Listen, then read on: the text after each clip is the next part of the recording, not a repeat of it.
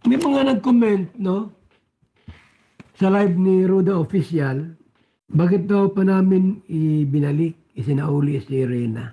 Mga kalingap, ito pa ang mga YouTube channel na dapat nating suportahan. Associate Kalingap Reactors. Associate Kalingap Reactors. Please subscribe. Marcados TV. Associate Kalingap Reactors. Kalingap ang laging hanap-hanap, tumutulong sa kapwa at tao mahihirap. Di alintana ang pagod at hirap sa pagkalinga sa tuwa. Yo, what's up mga kalingap, mga kailyan? Kumusta po kayo? Ako po muli ang inyong kuya na si Kuya Mark. At baka po may hindi pa po nakayakap sa aking channel. Naku po, yakapin nyo na po para po tayo muli ay magsama-sama sa ating mga susunod na video. At syempre, huwag nyo rin pong kalimutan na suportahan si Kuya Val Santos Matubang, Kalinga Prab at Ate Edna Rowell of Malalag. At pa-check na rin po ang aking buddy na si Paring Buknoy TV.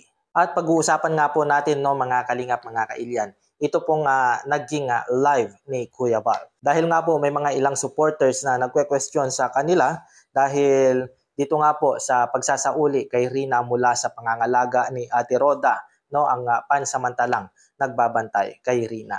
Hindi rin po natin masisisi mga kalingap, mga kailyan, ang ilang mga supporters ay talagang napamahal na kay Rina at sobra silang nag-aalala dito sa bata. Dahil patuloy pa nga rin po ang gamutan at tuloy-tuloy ang paggaling ni Rina. Ngunit nagkakaroon umano ng mga pangyayari na kapag ibinabalik si Rina no, sa kanyang pamilya ay tila nag-aalburuto muli o kaya inaatake. So ito yung pinag-aalala ng ating mga kababayan na nagmamahal kay Rina. Ngunit may mga dahilan po si Kuya Val, mga kalingap, mga kailyan, kung bakit nila kailangan isauli si Rina sa kanyang sariling pamilya o kanyang lolo Nestor. At yan po ang ating pag-uusapan sa video ito.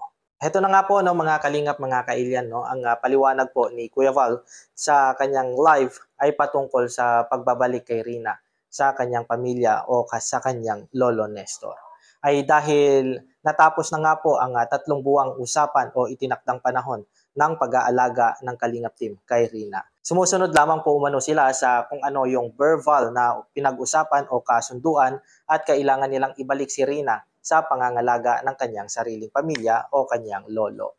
May mga sumusuporta po kay Rina na talagang nag-aalala na nag-comment nga daw po umano sa YouTube live ni Ate Roda kung bakit ibinalik pa nila si Rina sa kanyang pamilya. Ang dahilan po dito mga kalingap ay dahil natapos na nga po ang 3 buwang kasunduan upang alagaan ng Kalingap Team si Rina. Kaya kailangan na siyang ibalik ayon po iyan kay Kuya Val. At nangangamba nga rin po siya na maaaring magkaroon sila ng kaso ng kidnapping kung hindi nila ibabalik si Rina sa kanyang pamilya at kung sakaling magreklamo ang pamilya ni Rina. Ang pangamba ni Kuya Val ay dahil menor de edad pa si Rina kaya kinakailangan nilang ibalik siya sa pamilya, no? Ayon po ito sa kanilang napagkasunduan. Gayunpaman, nagkaroon po umano ng bagong kasunduan sila Kuya Val Santos Matubang no at ang pamilya ni Rina. At gusto nga po umano ng pamilya ni Rina na patuloy pa rin ang pangangalaga ng Team Kalingap kay Rina sa pamamagitan po ni Ate Roda. At sa loob po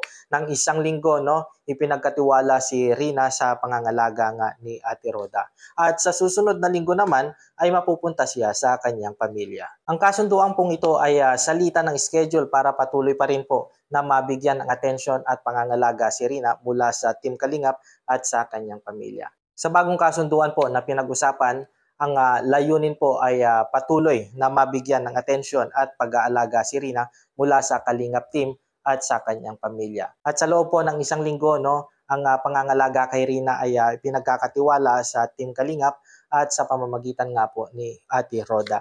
Ibig sabihin po, sa loob ng 1 linggo ay tututukan si Rina at aalagaan siya ng Kalingap Team sa kanilang pasilidad. Ito nga po ay sa pangangalaga ni Ate Roda ayon po sa kanilang napagkasunduan.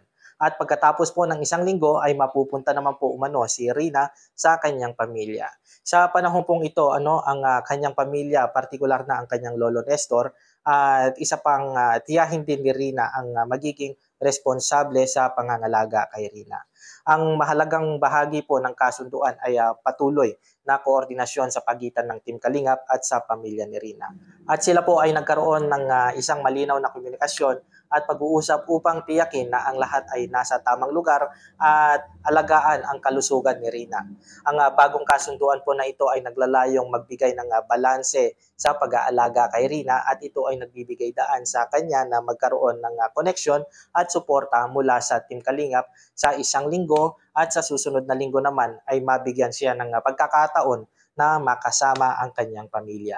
At sa pamamagitan nga po ng salita ng schedule, inaasahan na matutugunan ang mga pangangailangan at kagalingan ni Rina kasama ang Team Kalingap at ang kanyang pamilya. Sa ganitong paraan po mga Kalingap na kasunduan, na mabibigyan din ng linaw at kapanatagan ang mga nagmamahal at sumusuporta kay Rina.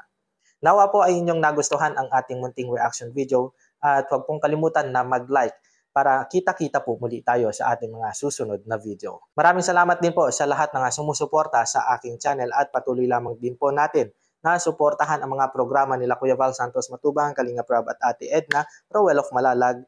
At muli po, ako si Mark Adrian, dito lamang sa Marcados TV. Hi, it seems like 7 to 7 of you are not subscribed yet. I would so much appreciate if you click the subscribe button, hit the notification bell for more videos. Back to the video. Subscribe Marcados TV.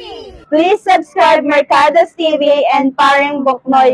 Subscribe Marcados TV! Please subscribe Mercado TV.